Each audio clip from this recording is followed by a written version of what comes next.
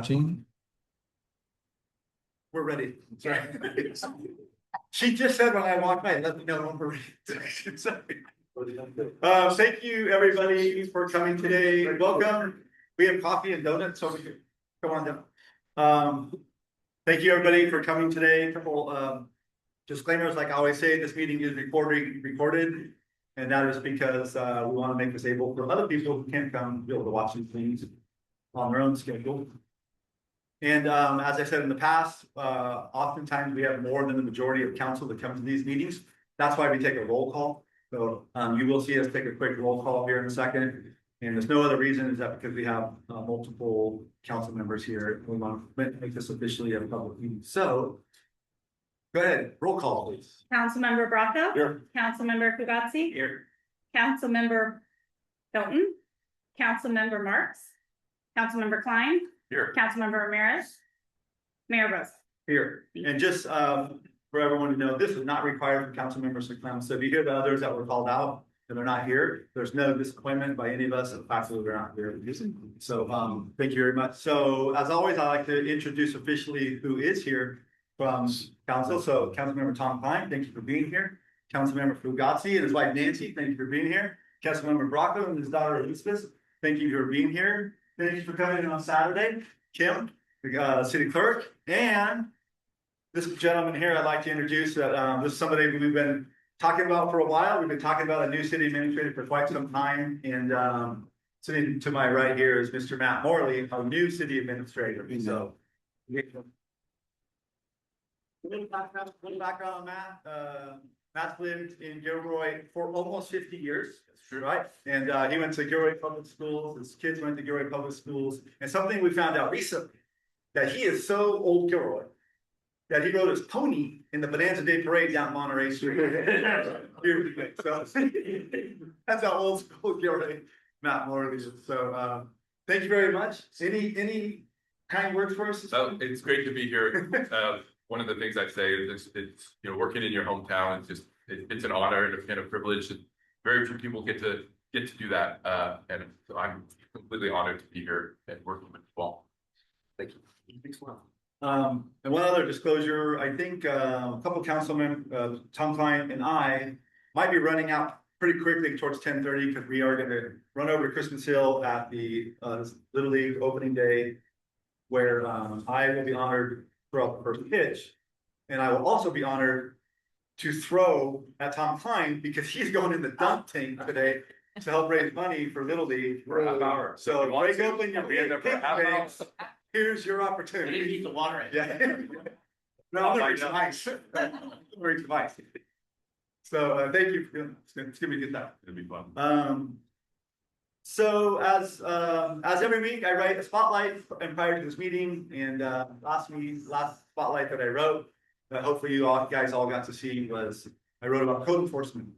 And the article wanted to give a overview of the code enforcement that we strive for in Gilroy. Give an overview of the challenges of code enforcement. But what I really tried to instill in that article is that code enforcement is not about punishment, it's about partnership. And I think at a high level that everybody wants a clean, well manicured city where people follow the most basic rules. And unfortunately, sometimes that doesn't always happen. And there are folks that work for the city of Gilroy, not just 3 or 4 or 5 code enforcement officers that we have, but code enforcement happens through a variety of different employees for the city of Gilroy. PD plays a large role in code enforcement, of course.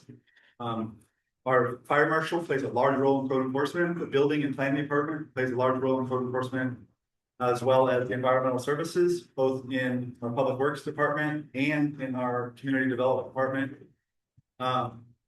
And those are some of the code enforcement things sometimes you don't hear about, like in life and safety, because those are the ones that are going to be planned and proactive, right? Because they have to do with life and safety.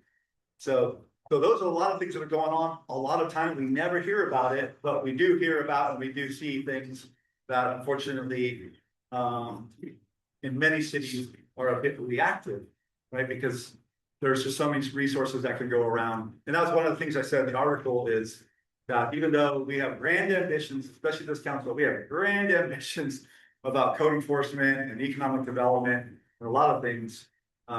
We are aware that there are only so many resources and that we have to prioritize and figure out which ones we want to fix first. So, fortunately, also Matt comes from a background where he has before he was a city manager here, he was city administrator here, city manager of Saratoga. He also came from Public Works, and he also came from large cities. He worked for the city of San Jose for many years. So we're hopeful that we'll be able to capture a lot of his experiences and skills that he developed in those cities to help Gilroy get on a path where the vision of this council and this community.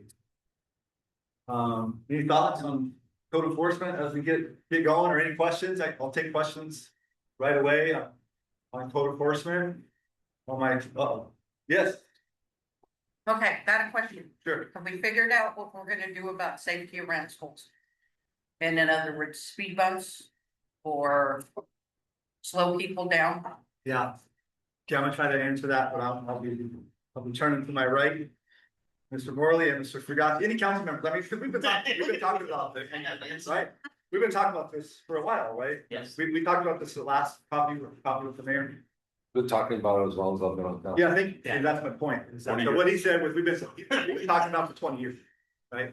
And speed and safety around Gilroy is a challenge. I don't think it's just Gilroy, right? I think unfortunately it's a society issue these days. People are more distracted than ever when they drive. That's one of the things that Councilmember Bracco said before, if you guys don't know it. He's been in the towing business for many years, and he's talked about all the accidents they go to, many of them are related to distracted drivers. So regarding school safety and that type of thing, we have initiated a traffic study. Subsequently to, unfortunately, to the terrible tragic accident that happened around this school. And when we get that study back, we are going to, review it, staff can review it, we're gonna bring it to council and see what types of things that we think we could make a difference on. All what I just said, that has to be part of that conversation is the resources, right? Because it's not just that Los Alamos school, just because the tragic accident happened there. The rest of this community is gonna want, and has always wanted safety precautions as well in our school. Did I hit it? Was I close? Nailing it. Oh, thank you. Thank you. Yeah, actually, I'm glad that you guys actually brought that up, concerning the traffic and stuff. So I'm a resident of Gilroy. I've been a resident of Gilroy or in the same house. I've been there for, I think, 48 years on Ren. And, I live right between Ren and El Cerrito and, they put a stop sign there. So now everybody's racing to get through the red light. So now they're even going a little faster. And since I've been there, there's been at least 4 deaths. And still to this day, like on El Cerrito, right? I actually seen what happened. And to this day, there's still not even like a street light. And there's no stop sign on El Cerrito. And I know that it sounds like the city diverted everybody going through Brent right there because that's like, so it's almost like a freeway. And I don't know how many more deaths are we gonna, be okay with without actually putting at least reducing the speed, because I remember I was there, I actually went to the center of school. I mean, when school was there, they actually drove a lot slower, right? And my question is that there's never even a, police patrol with a speeding lighting, or there's on that, it seems on that section. So, I mean, that's just a question. I mean, like, I know that we want to get the traffic going faster, but since the light got put there, like I said, before you stop and go, so it slowed down the traffic somewhat, right? There's no speed bumps, nothing like that. But when you guys put a traffic light, now people are speeding to get through that yellow line. See, that's one of the challenges, right? Because a lot of the reaction from the public, and I'm not experienced in this either, like when it comes to traffic engineering, but a lot of the reaction from the public is to slow everyone down, put a stop sign or a stoplight. And I think there's a lot of traffic engineers, traffic studies would say that inevitably sometimes it's not the case, right? So just putting signs everywhere, unfortunately, doesn't change people's behavior. You're seeing it yourself. So that's some of the challenges that we have. Right, Michael, I'm gonna go behind you for the other hand up. Right. That's okay. So, two questions. The first one is you said they're doing a study, right? Yeah. But during the council meeting, the board meeting with the schools, it was mentioned that it was specific to that school and not all schools in the Right. district. Yes. So my question is, you can clarify whether it's all schools which shows that. And the second part of that is, it's a little sad to hear that this is a problem for like over 20 years. How can we get outside of the solution? Yeah. That's actually sad. Yeah. Then, and if clearly the stop signs and the stop lights are not slowly down, there needs to be consequences for this. Like, Yeah. how can we not hand out tickets or whatnot? Like, I was really quickly driving, visiting a friend in Rhode Island, and over there, in any school district, there are cameras. And if you are speeding, you're getting a ticket on the mail for sure.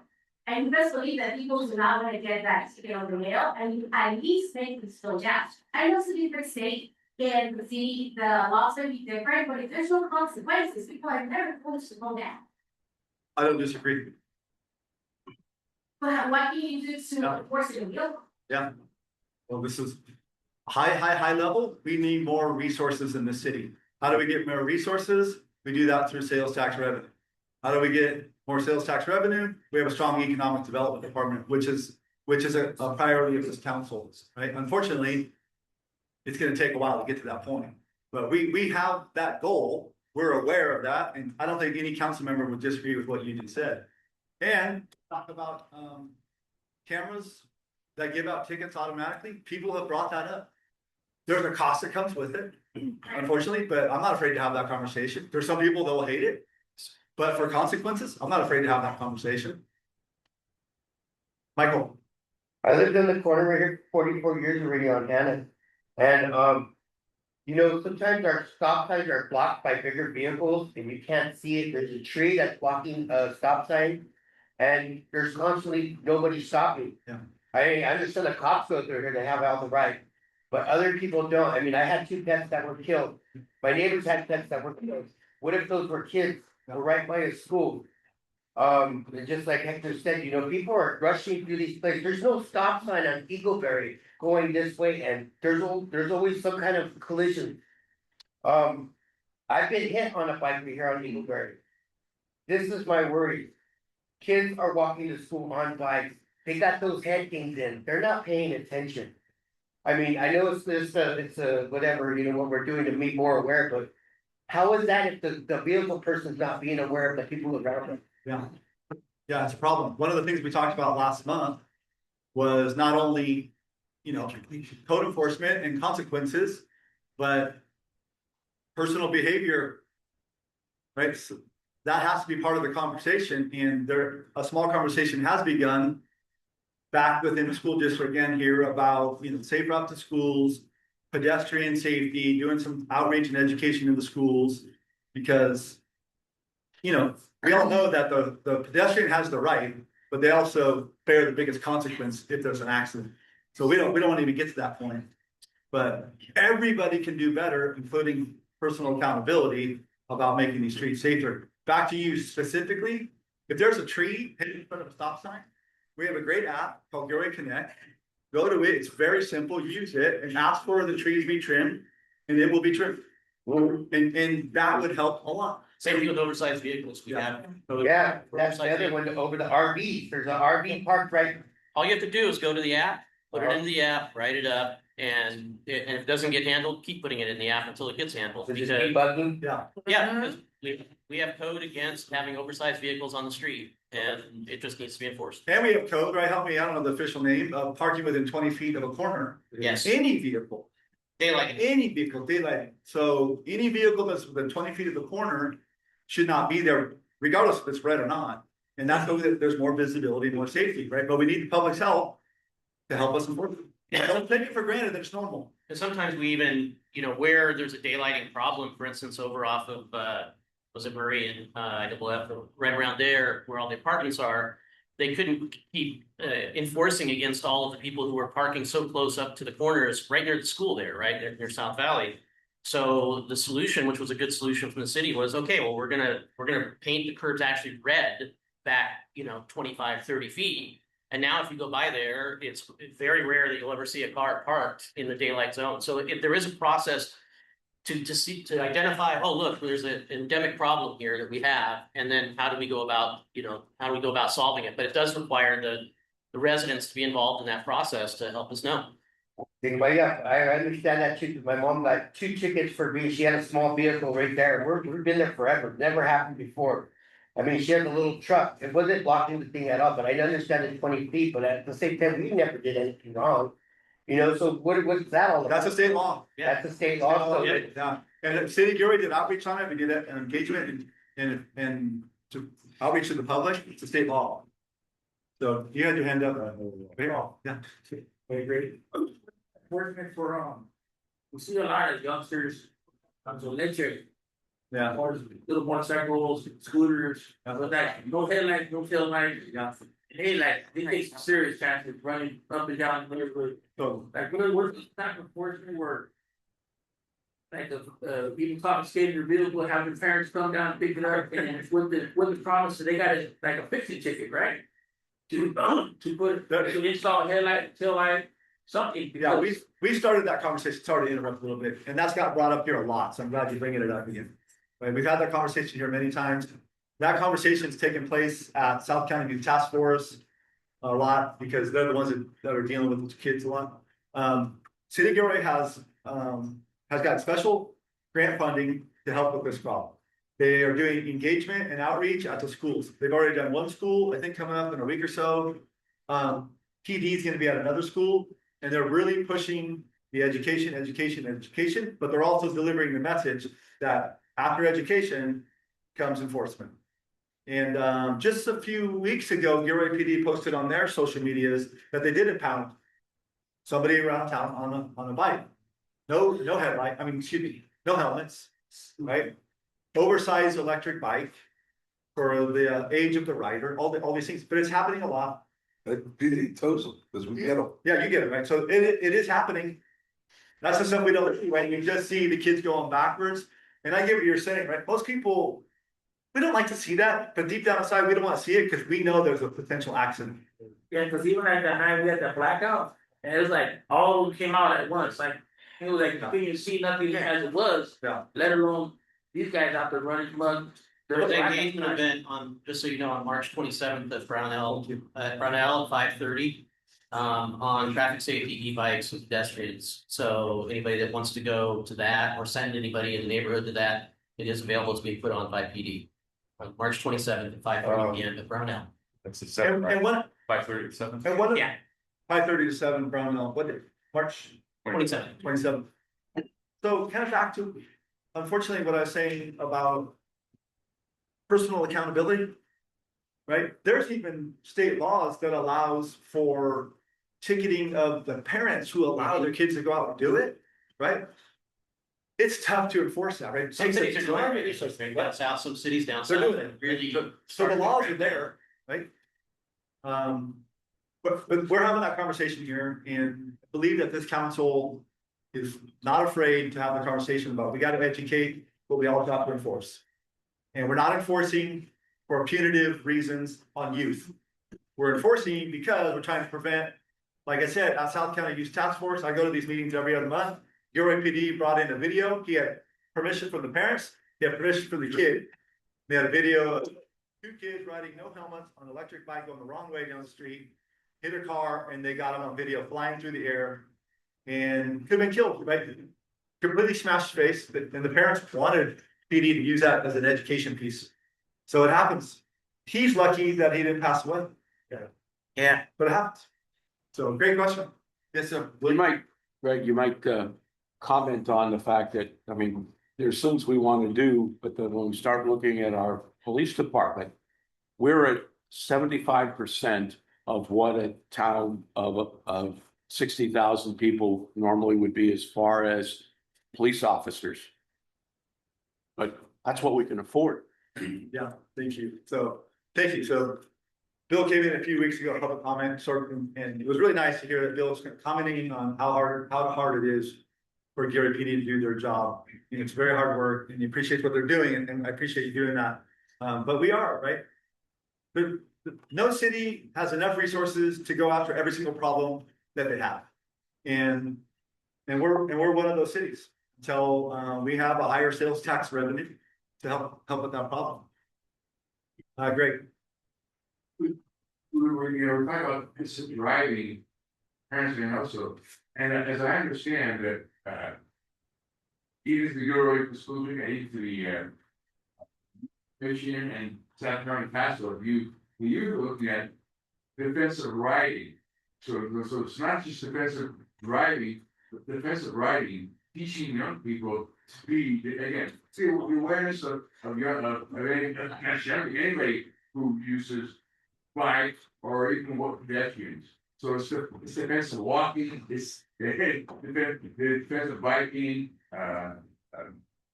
so it's not, you know, yes, we should focus on both. Get both people aware, you know, again, the driver and the person on the street. What I've heard a lot of people talking about that is that people walking, whether they're children or adults, they're not making that eye contact as much anymore because they have their headsets on. So they got their head down, they're walking, and they're not seeing that the driver doesn't see them. So they would stop. So some education, but at some point, the personal accountability has to play in here too. Rebecca. Before you brought up Gilbert, I was gonna bring it up, but I just wanna say that I've used it many times. I'm a walker, I'm tired, I walk, I do 9 in the morning. And I see a lot of stuff and I report it and it works. And I really would like the city to promote it more. I'd like everybody to use it. That, you know, it's the app that we use it, and for me, it's worked. I've used it several times for a lot of different things. Thank you. It's not perfect. It's not perfect, and there's always some flaws that work out, but we're trying to do that. Carolyn. So the city had put in some protected bike lanes. I'm assuming you don't have a lot of money. Or I see kids riding on the sidewalk, they don't stay on the street. I don't kind of understand it. So that is the city planning to put on bike lanes? Not that I know of. Yeah, I mean, nothing's on. We haven't had that conversation. What's a protected bike lane? Yeah, I assume that you mean, so what's a protected bike lane? I assume that you mean those are the ones that have the little cones. Yeah. Like, where do we see that? Prince Valley, you turn right to go on Luchessa. There's like a little lane that's protective. That's right. Aesthetically, by the way, those are plastic. No, there's a hard holding any cars back, unfortunately. You do see a little bit, southeast bound on Church, and you turn right on 10th, and you see those that allows the bike to have space and it pushes the car away from the curb. So I think that's what Carolyn's talking about, things like that. We don't have many of those on your way as far as I know. Carolyn's a big biker. She lives next door to me. She rides her bike a lot. I respect your opinion. So along with the notion of protection, we'd like to see protected pedestrian crossings. When the pedestrian light goes, man's little green man shows up and the countdown starts.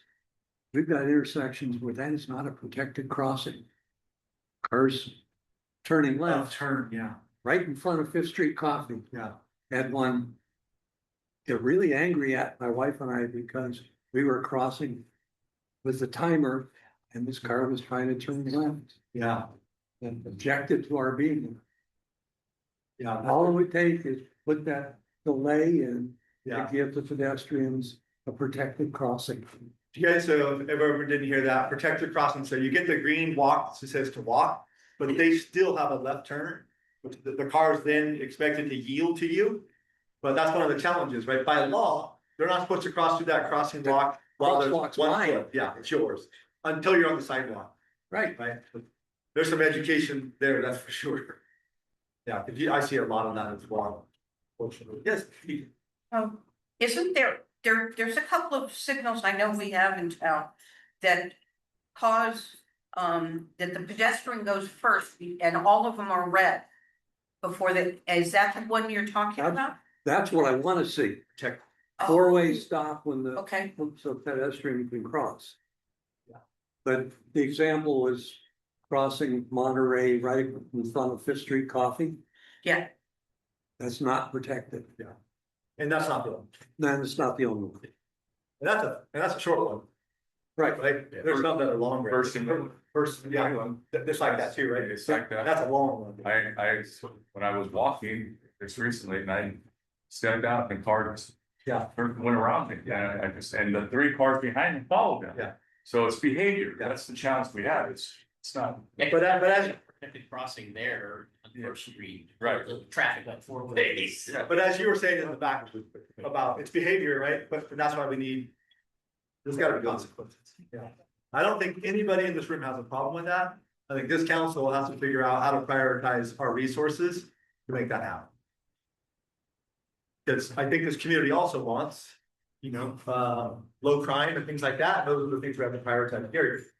Community size. Enforcement. You can modify the basically. In a wider street, you can just connect with the truck. So by narrowing down. Streets, some of it is different, asphalt. Here, you don't encourage to drive fast. So public works have been designing streets, there's ways of modifying the behavior. Don't. It shouldn't be that. Yeah.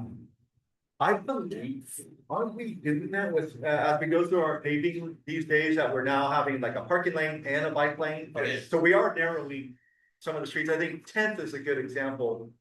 There's a gentleman here, Mr. Godinez, who was talking about the speeds on 10th and he wants calming mechanisms and things like that. There's all kinds of different calming mechanisms that are out there, like you said, modified behavior. So instead of just having, remember the old days, it was like the bike, kind of a parking lane, but you're also expected to ride your bike there. But now on 10th Street, they've given you that extra 4 feet. And that's what narrows the driving space, which in theory slows most people down because it's narrower. But unfortunately, you're not slowing everybody down. Streets in David City, they're like, Really narrow. you have to move them over, find a spot for something to buy, because they're not speeding on the street. Yeah. And I'm just. So narrow slows people down, but not everybody is still. So then you only have to be a resident, like when you guys, you only have to be a I'm resident. sorry, I'm just, again, it was, the behavior of people, right? Yeah. So I work in that area, right? So if there's no consequences or no accountability, like this young lady was saying, behavior is always just gonna get worse, Sure, no. right? And I was just saying, if you guys wanna increase the revenue for, for the police department, you should go park on Ren. Yeah. And you guys don't have a lot of tickets there. So, I was actually not really too happy with, not with you, because I know this is a big monster, right? It's been going on, I mean, I've been on that street for 45 years. Yeah. And it's always been the same problem, right? But I wasn't really too happy with the answer that, there's research, right? But I have never even, there's a stop sign, there's a speed limit sign that says 35. Why not just drop it to 25? I think I have one in my backyard if you guys want to borrow it. I mean, I can go spray paint if you guys want, but what I'm trying to say here is that, a lot of times, we go by this research, but I never seen no changes. So, I mean, if you put a stop sign or even if you just park a police officer, I'm sure you would have some results. That's all I'm saying is that we can't be satisfied with just being, well, the research says it. No, I mean, let's make a change, right? We're not Anything. satisfied, we're not satisfied. Yeah, no. Come to our meetings, just say, we're not satisfied with much, like we want more, we want better in this community. Yeah. Right, that's what we want, right? But to suggest that we never do anything, I would push back on, because we're trying to do a lot of things. It just is not affecting your street. Right, I was gonna say, it goes by area too, right? So, Yeah, because I mean, Right. Robert and Ren, I mean, that's a big. and also, I'll give you an example. We have done studies where, for example, let's see. 9th and Prince Valley, right by Glenview. I think that's the street, and 7th and Church right here. We did 2 studies, and the study says you do not need a stop sign. And the study said do not need a crosswalk. But the city of Gilroy and the staff decided we're putting a stop sign anyways because common sense in this community is saying put it. We put a crosswalk anyways because common sense, public safety for children said it, put it. So we do make exceptions. Unfortunately, it only takes someone to speed by your house to wonder that nothing else is changing. And the city can't just go change speed limit signs because it's not enforceable then. It has to have some documents that back it up where an engineer said, yeah, that's the speed limit that should be in this area. And like Red, it's a big street, so it's naturally you're gonna have faster cars on it. It's just part of living on a busy street.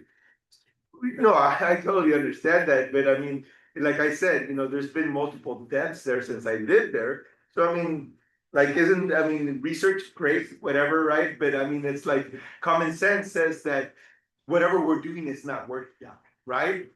Just even if you want to extend that to like, we have, multiple programs that are out there to help individuals like homelessness, recidivism, right, slowing down all that. But we see a lot of, funding being allocated to those programs, but the problem is just getting bigger and bigger and bigger. Yeah. So what does that tell us? Common sense would tell us that those programs are actually not working, right? They're being stretched thin, right? So, if there's a program that just, focuses on a certain cohort, then there will be a change.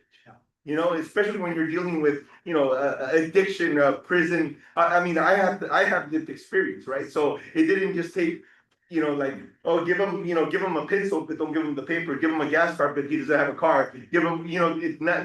We need to to be able to see what programs are going to be helping our community, especially that kind of community, and having individuals that have lived experience to tell you what is needed, right? Yeah. So the same thing. Going back, there's just, I'm sorry, I've just, No, it's all right. it's just, so going back to the street problem is if we have accountability, I guarantee that if you keep on getting multiple tickets and they take your license away, that's gonna open up some eyes, right? Yeah, I don't think this council, I don't think many people in this room, nobody disagreed that we need more accountability. The point of my spotlight essay last month and today's conversation is to recognize the limitations that this community have and a lot of communities have is we can't fix everything that we want to, even though we want to. Right? We do, right? So I hear you 100%. I don't disagree with anything you're saying, right? But there is a resource challenge. And we have to figure out a way to use our resources best. And sometimes we have to pivot immediately and go fix something specific. And you need to go on that app and make a complaint. Yeah. Because then it goes right to the traffic officers and they can go look at it. And sometimes they just put a trailer out. Yeah. Find out what the speeds are and that kind of stuff. And then they'll go from there about enforcement. The trailer But if would, nobody I would tells imagine the trailer would be a great start. Just to see just on the sign that you'll says see the speed something. limit is a little, you're going over the speed limit, And those are always deployed in Europe, always, right? They're always deployed, so don't be afraid to go to the app and ask for them. Really, Michael? You don't see, take pictures? Yeah, the app, that, No, Yeah. the trailer. The trainers? no, sorry, Oh, okay. just measure speed. Yeah, okay. That'd be a good revenue build. Yeah. Yeah, like when they. I like all this revenue building talk, this is good stuff. They do record speeds, so that gives us a history of what the speeds are on that. So it's just- that stretch. Oh, that. Documented. So we can, Build Yeah. back, that was slow people down the road. kid. Oh, just the light, you're scared. Yeah, Like at the bridge. So they're gonna think they got the picture to the speed. Yeah. And then they're waiting in the mail. Yeah. or what about up to the, up to the. Hey, look, all this stuff, I love it. I love all this stuff about, let's do cameras, right? Let's follow people around with cameras. Yeah. You guys watch the news? There's other cities getting rid of cameras, Yeah. right? Because of public pressure and pressure from advocate groups, Yes. right? Yours not doing that, right? We have a program that reads license plates. It doesn't read license plates for speed, but it reads license plates for tracking stolen cars, right? So you guys want to put cameras everywhere No. and watching us? Come on down to council, let's have that conversation. Yeah. I know that Fremont Yeah, has in some areas high traffic, especially Auto Mall. yeah, And they've got the cameras. At the light. yeah. And- Yeah, or if you run the light. Yeah. If Oh, red light, you see red the light. flash, you know, cause I've gotten my guys where you get the camera shot And you get you see their forehead is not all you see, but they're not, and they do that. I know on Auto Mall for sure, but there's other areas in Fremont where they have that. So comment what you just said, that was interesting. So red light cameras are allowable statewide. Speed cameras are not allowable, with the exception of a few cities, San Francisco being one, LA being one. There's limits on what we can do. State laws evolving, so hopefully one day it'll change and allow us some flexibility, then we can have the conversation of whether we want them here. But as of today, we can't do speed cameras. There goes half our meeting. There goes revenue. All that revenue. There goes accountability, right? So Hands are tied. thank you. Yeah, I think some of us in council would agree with that. He said our hands are tied. Right, we want to say. We go Gary, and I'll go back. So I have. Yeah. My mother lived in Alameda. She's down. The entire island speed limit was 25 miles. The entire island. And they enforce that regularly. It's like every time I go to Alameda, don't go over 25. We can take that. So how could Alameda, the entire island have speed limit on 5? The problems I don't know the specific situation in Alameda. The state law says that you set the speed at the 90th percentile, which means that the lowest you can go is 90% of what the average speed is, which is a whole math exercise. But what it tells you is that if the speed on a road is fast, then the speed limit is going to be high, and so battling that is very, very difficult. You can do things like, as the mayor was talking about, things like adjust the width of the roadway and bring speeds down like that. And that ultimately gives us the ability to use those measures to reduce the speed limit. So a bit of a process that we have to get to. If we were to do speed limits just randomly at a 25-mile-an-hour limit, we wouldn't be able to enforce it. There's no enforceability there. It puts the police department in a tough position because every ticket will go to court and the judge will have to throw it out. What we can do though is lower speed limits at around schools, and we're going to be bringing that to the council to talk about that specifically. And there's brand new state laws that allow for that. So we're working on that information now as a proactive way to address some of our concerns. That reminds me, because you asked, we're doing a study.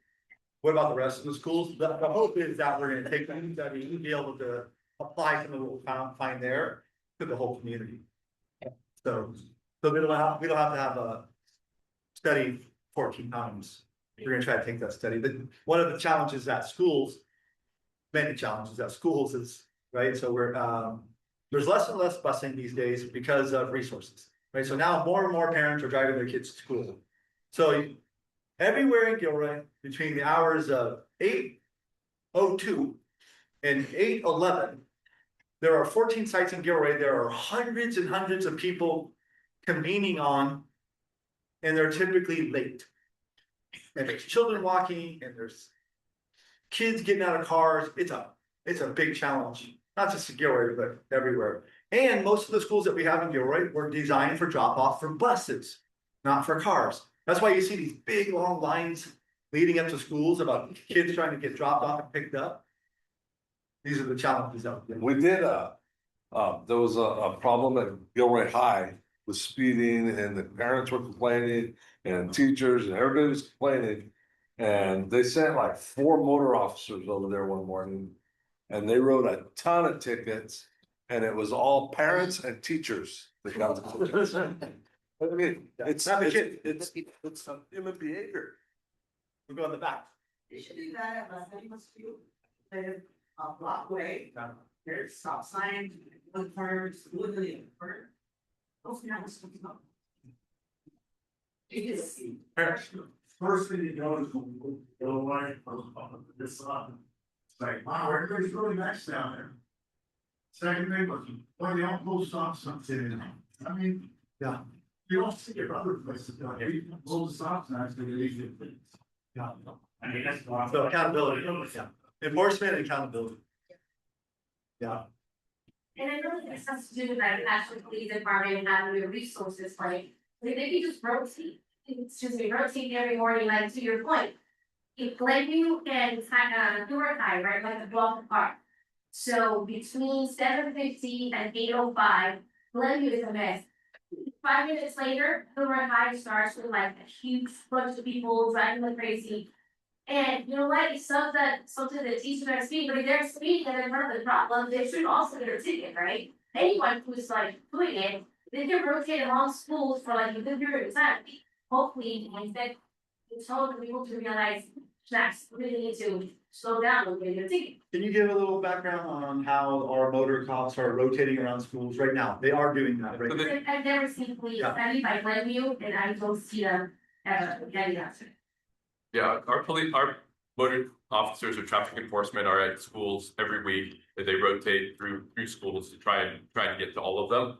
But there's a lot of schools and a small number of officers, so it takes them a while. And once you have somebody pulled over and you're writing them a citation, you're not enforcing anymore, right? So bad behavior sort of continues behind your back. So they're working it. They are doing the rotation. It's a great idea, and they're trying to help change behavior and educate along the way. So there's efforts there. Matt, how many traffic officers are out at any one time during those time frames? I think there's 4 on traffic patrol that are out. They tend to hit a school 1 or 2 officers at a time, and then they rotate throughout the town. Back here.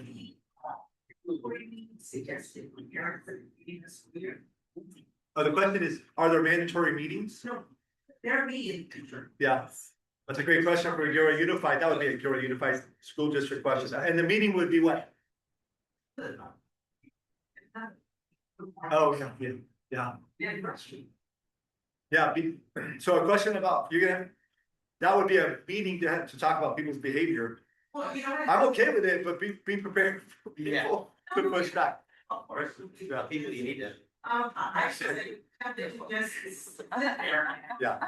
Table, Yeah. it just made no sense. Yeah. There's. Yeah,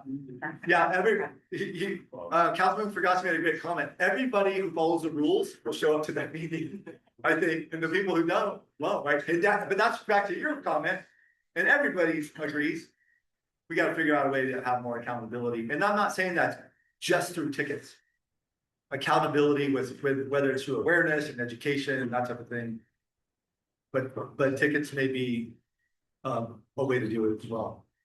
I'll get you now, go Rebecca. I appreciate hearing that you're looking into lowering the speed limit, but Arizona, I was amazed at how fast people were allowed to legally drive around the school because it was like 10 miles less. And the other law they have there is no passing in the school zone. So if 2 cars are traveling in the same direction, and it goes by 5 miles an hour, the other one can't go 10. So they don't want anybody disability wise, running across, whatever.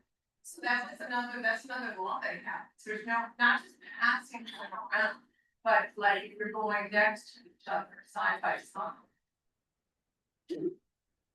Yeah, well, hopefully we can explore that, The fact that the state law, in a lot of cases, the council of staff or the challenges keeping up with state law. But there are some state laws that hopefully that we can in place that'll make it better for us. But I lived in San Jose, across the street from a junior high and a rocket ship. And piggyback on what you said, like the parents or the fastest drivers there for dropping.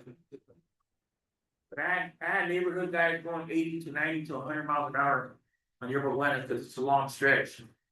Right? And this is all hours day and night. And the cross guards are all retiree guys, so they're a little slower movement. But I had to regulate a couple of my homeboys. We couldn't regulate and help cross guards. Being out there to keep people in check. And that's how extreme it had to go because I was working with the coordinator of our district there. We're trying to come up with solutions. I had a gun pulled on me because I told the dude to slow down. He was coming 100 miles an hour on the block. That's how bad it got. Or even a cross guard got hit, broad daylight, hit and run, and the guy got away with it. And the gentleman died. So I'm not saying that there was like San Jose, but sometimes at night I tell her, I go, man, I feel like I'm back in San Jose. At night. The speeds are bad. That's not even code enforcement. That's criminal behavior. But what about speed bumps? I know speed bumps are expensive, but those are something there too. I don't know. Anybody want to comment on speed bumps? I don't think that there's a lot of conversation around speed bumps. Yeah. Can anyone help me here? Because people bring it up, I'm not making fun of you. People bring it up all the time. San Jose is a lot worse than Gilroy, but like, those are some of the things that they face, and I hope to God it never gets like that here. But today, let's give you an eye on what's going on. Same here. What were you saying about speed bumps? We've done, traffic studies, at the time, our traffic engineer. They don't work, and the police and fire hate them. Because now you got speed bumps up and down your street. When you call the police because you need them, you're pissed off because they took too long because they're slowing down, speeding up, slowing down. So they're just not you have to address the problem, which is human behavior, and punishment and education is the only thing that's gonna change that. A little shame. That's the same concept, unfortunately, like Hector, you got the stoplight, and then some people are just. Well, they're just throttle it, even though they stop. That's what happens with a lot of speed bumps. I think that's the downside. They slow down, they go over it, and then they hit it again. And they slow down, go over it, they hit it again. But the high speed still exists. And meanwhile, the rest of the public pays a price because your first responders are slow. And we spend a ton of money to fix the problem. That's a juggling act that never ends. Someone have a hand in that.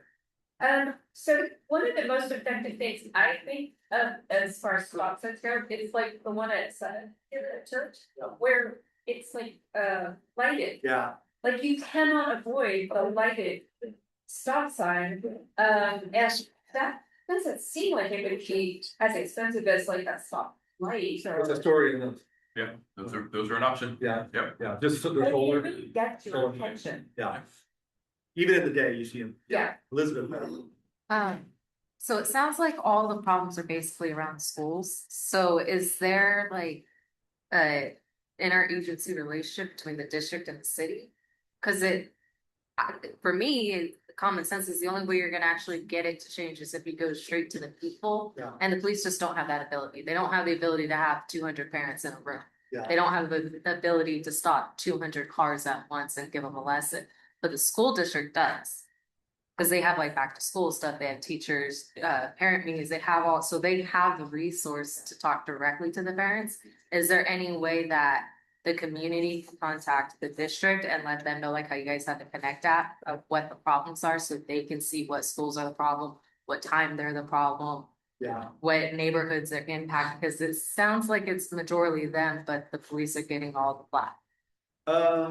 I'm gonna ask you to help me out on that. I don't think unfortunately high speeds are just located or just associated around the schools. Yeah, not that, but I mean, like, it sounds like a lot of people are saying schools. No doubt, schools, no doubt. So it's like, Cause it's it, kids. to me, common sense is they would have the easier access of getting directly to the students and the parents. So maybe you could comment on that, the safe route to schools conversation and the fact that we have been meeting with Gary. Yeah, so we've been meeting with them. I think our relationship is okay with the school districts. We're continuing to work on that, building collaboration, cooperation with them. They very much see the school property as being their responsibility, and then outside of that being ours. Certainly there's a connection with the audience and being able to talk with the parents and communicate through the schools to get that information out to the parents. We work on that. We're able to get things like email lists and things like that. We have direct sort of focused communication with them. Behavior's a tough thing, right? Because if we did one of the police department drones above one of the schools just to see what the traffic flow looked like for our study, and watching that video makes me cringe. I see kids running across the street in the mid-block without looking. It's out of their cars. Parents drop them off on the wrong side. They run dash across the street. They don't stop to look. It's just behavior is the biggest issue. And when you get that many cars around the school, the speeds aren't going to be the issue because there's too many cars for people to drive fast. It's going to be the behavior of people weaving, not dropping kids off where they need to be dropped off, not yielding to pedestrians in parking lot and crosswalks. Those are the behaviors that we're working on with the school district. We need enhanced conversations with the schools on safe routes and how to get kids to schools. How to keep teaching the really young kids how to walk to school. When they enter a crosswalk, they can't just enter a crosswalk. They have to make that eye contact with the drivers. Especially as they're so small, you can't see Yeah, they need those need those lessons at the kindergarten level on up. When they get to third grade, they need bike lessons, so they don't have to ride their bikes to school. And when can they ride on the sidewalk? And when does that make sense? And when should they be on the street? But all of that stuff is education that we need to. Greg? Nick, I brought up traffic congestion, sounds like a big issue around the school. There's tons of cars, you know, and there's doesn't seem to be any protocol as to, you know, if you go to an airport, they have guys who are saying, you know, hey, you get moved, get parked, and they don't move, and then they immediately tag it. Yeah. Traffic congestion around the schools, you know, it might, you know, that seems to be an issue, you know, and people get frustrated and impatient. As they go around, that's an issue. So now we should be dealing with pedestrians, but even the drivers, you know. Traffic congestion, somehow there's gotta be some way to keep the car, you know, moving and. I don't disagree, but think about what we all been talking about today about resources. Imagine going to the Gilroy Unified School District and say, you need to go out and hire 3 people per school to move people along in the morning. The community wants more teachers. They want more, you know, faculty for their kids, not traffic coordinators. And I don't think that's. And to add to that, if you watch or were at the meeting, you will see the resistance to even having volunteers. And when you look at what generally happens in private schools, it's flooded with volunteer parents who are doing exactly what you're saying, moving people along, telling you you can't be here, you can only be there. And the school district is not or has not been super receptive to even the volunteer, you know, approach, as we saw in the last meeting. And we, at least myself, and I know the mayor both feel this is a key component to this in addition to the personal responsibility. So those of you that want to push Gilroy Unified, that's where I'd apply that. It was the 3 of us actually. Yeah. Pushed that. Yeah. Because what Gilroy is all about is Let me go to volunteering. Chris and Mike. Did I hear you say earlier that the stop sign on 7th Street was put in without a traffic study? With the traffic study, that the traffic study determined that we don't need a stop sign. Okay, so a lot of you can probably relate, but I go to Costco starting at Monterey, but even further back, you go to Rosanna or whatever. At every intersection, 4-way, there's a stop sign. You go Ray Road, go Alexandria, you go Forest, you go Chestnut, and then before you go to Riverpath. I love it. Yeah.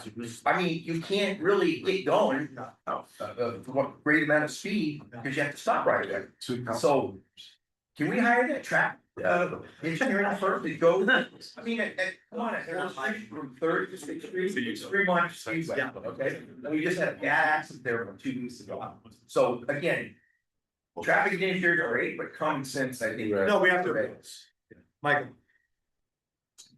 Oh, I was way off the subject. Are we gonna change the subject at all? I came here for the, I came. It's organic, man. All right, well, no, we go, but. I came to ask about the dangers of homelessness. Yeah. And all that stuff. Yeah. I mean, there isn't a camping right there off of the overpass, you know, sometimes it's dangerous. I would really like to know what's happening with stuff like that. It doesn't seem like it's getting any better. Let's go back to traffic. Yeah, tough topics. Oh, I'm just being real, man. I walk there all the time. I see people, I see stuff happening. And I mean, I'm here for a change. Yeah. And I figure it should start somewhere. I mean, why should we be afraid to talk about it when it's We're not afraid to talk about it. I'm not. I mean, that's why I'm here. Yeah, it's challenges with homelessness and unhoused and mental health and drug addiction has been a problem in Gilroy for years. Right? And so this is something that this council is preparing itself to talk more about at the council level. Okay. So I think if you stay tuned, you'll start to see. That's why I'm here. Yeah. Thank you. Yeah, no, of course. Thank you. Michael, see me after the meeting. All right. What else? Sure. Well, I mean, I guess I could say it in different words. It's just you said that it's been going on for years, but I actually have noticed it a lot more within the last couple of years that we have a big increase I'm not saying that, I mean, there's nothing wrong if you're homeless or nothing like that, but I've noticed that there's been a big increase. Is there a reason why, or are people getting shipped over here, or? I'm just wondering. The last point in time count from the county, Gilroy has the highest amount of homeless individuals per capita in the entire Santa Clara County. So, yeah, that doesn't become a surprise. To me, it seems like it's down. Yeah. Downtown. Yeah, so, it's a challenge, right? Every single city has different circumstances, different demographics, different people with different life experiences. And that's what we have in Gilroy. We're engaged, I don't know how to solve this problem, but I do know that, we are gonna have the conversation in Gilroy that's gonna be different than the past. That's coming soon. That's something that I can have influence over. I always say until we can't do it, I think we can. I think we can make progress. It's a tough one. Yeah. One of the big problems that I think is a problem to everyone besides to say some people are aggressive. It's just like how dirty they are. But my question to you, or my suggestion maybe it is it possible, like they have a little encampment over there, right? Like overpass going for like hospital safe, whatever that is. Sure, that's fair. Is it possible to have like, I don't know, like a huge dumpster where they can at least get rid of their trash versus just piling trash next to them, making it even worse and health-wise making it worse? Like should provide them that choice to get rid of the things that they need to get rid of, that they just pile things. There's trash pickup there regularly. Yeah, regularly. I don't know, Yeah. they were gone At that about. place. But you're not incorrect about other encampments around town that just organically pop up before they're asked to move along. Yeah, there's trash. This is part of the problem. And it's not homeless people, people just dump trash. I've seen them out by my place. They just pull alongside the road, put their tailgate down, throw all the trash down alongside the road. They do it on Miller Road, the windy road. It's a big problem in the county, Santa Clara County, everywhere. It's expensive. Yeah. Is it, does the city offer, I think that's big too, but I never schedule it, like twice a year, we can make a pile of trash, we'll come and pick it up outside your house. You can go around there, maybe it's not from the city, you can go from the best when I live there. Twice a year, you get like a pickup. Yeah. And then you get how weird expensive, versus like in the middle of the road, right, you just make your plan, just have it out, and the people come and pick it up, but I feel like they don't have that over here, I have to work there. I mean, they do, if you want to go there, so. Oh, yeah.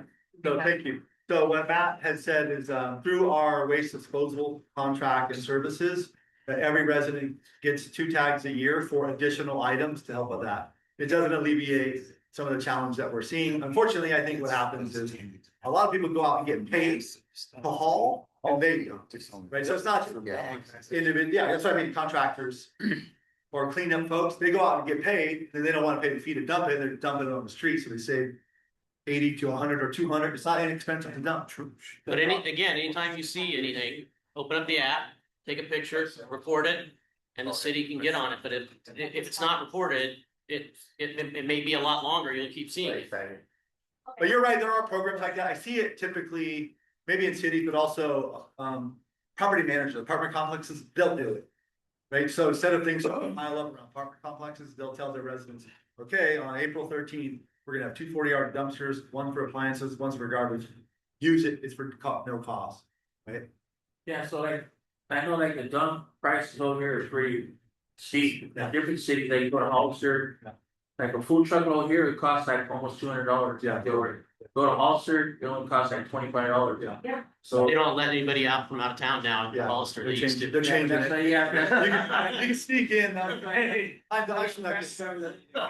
Let me go, Julie, then I'll go TJ, we got a few more minutes. So I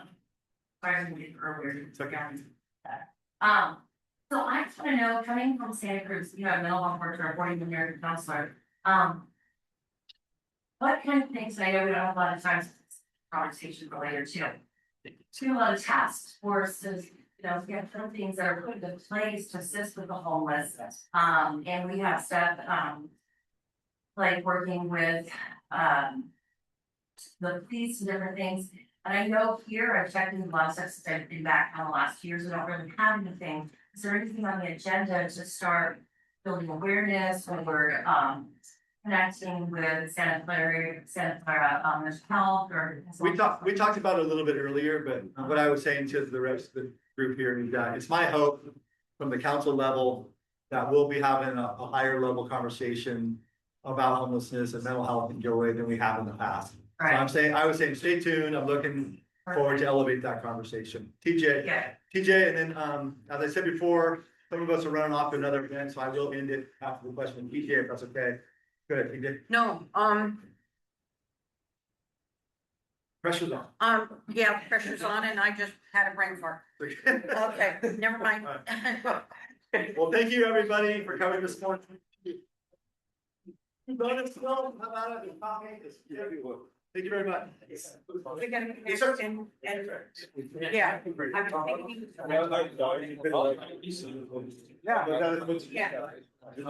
I just. I was part of it.